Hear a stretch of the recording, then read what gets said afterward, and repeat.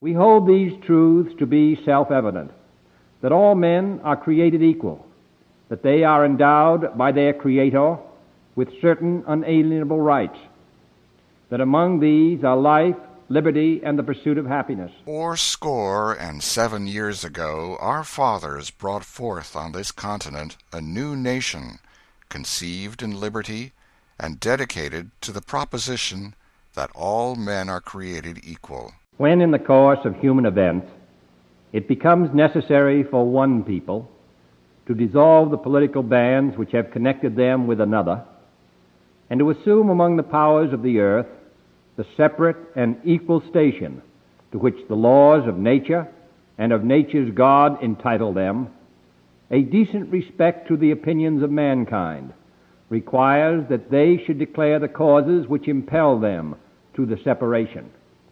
50 years ago, a great American in whose symbolic shadow we stand today signed the Emancipation Proclamation. This momentous decree came as a great beacon light of hope to millions of Negro slaves who had been seared in the flames of withering injustice. There is no Negro problem. There is no Southern problem. There is no Northern problem. There is only an American problem. I have a dream that one day this nation will rise up and live out the true meaning of its creed. We hold these truths to be self-evident, that all men are created equal. I have a dream. But even if we pass this bill, the battle will not be over. What happened in Selma is part of a far larger movement which reaches into every section and state of America. It is the effort of American Negroes to secure for themselves the full blessings of American life. Their cause must be our cause too, because it's not just Negroes, but really it's all of us who must overcome the crippling legacy of bigotry and injustice. And we shall overcome. There's a little song that we sing in our movement down in the South. I don't know if you've heard it, but it has become the theme song. We shall overcome. We shall overcome. Deep in my heart, I do believe we shall overcome. Though I join hands so often with students and others behind jail bars singing it, we shall overcome. Sometimes we've had tears in our eyes when we joined together to sing it, but we still decided to sing it. We shall overcome. No, before this victory is won, some will have to get thrown in jail some more, but we shall overcome. Don't worry about us. Before the victory is won, some of us will lose jobs, but we shall overcome. Before the victory is won, even some will have to face physical death. But if physical death is the price that some must pay to free their children from a permanent psychological death, then nothing shall be more redemptive. We shall overcome. Before the victory is won, some will be misunderstood and called bad names and dismissed as rabble-rousers and agitators, but we shall overcome. And I'll tell you why.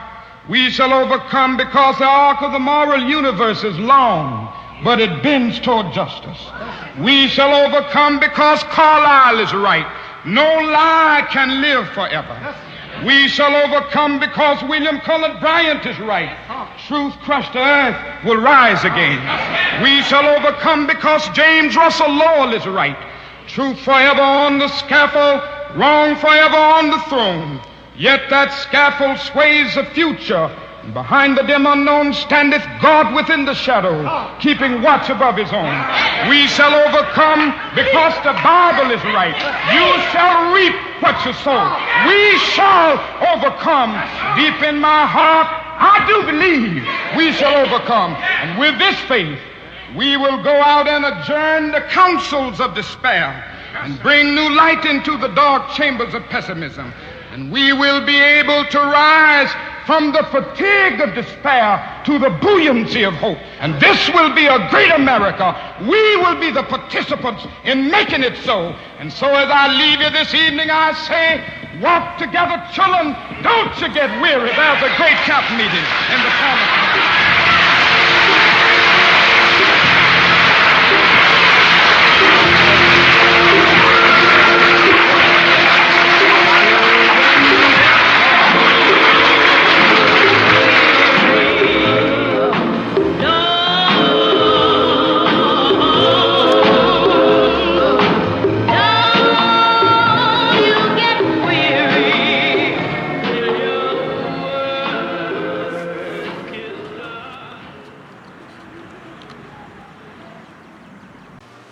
What's your name? Alice Stone, sir. Alice Stone? Yes, sir.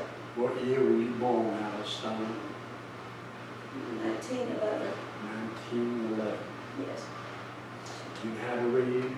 Yes, sir. I know how to read. Do you know how to write? Yes, sir. Would you read this for me? We, the people of the United States of America, in order to form a more perfect union, establish justice, ensure domestic tranquility, and provide the more common defense,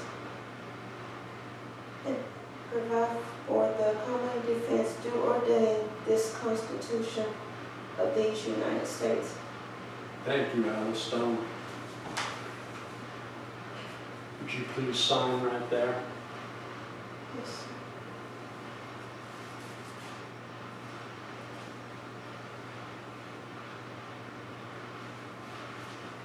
If you just go through that door and up those stairs, you'll be allowed to vote. Thank you, sir. You have a good day, You too, Alice sir. Stone. Thank you.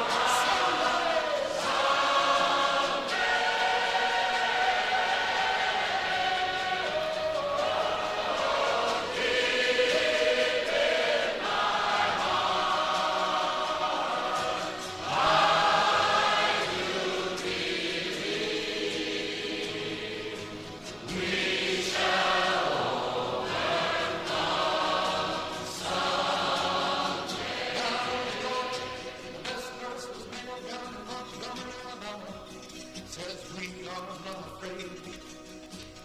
And here you and I are here, like every human being in the world, we have been afraid. But you still sing it. We are not afraid. We are not afraid. And I'd especially like to dedicate this verse to an old friend of mine. I think she's the oldest person here tonight, and always proud of her. 93 years old, and she came to sing with us.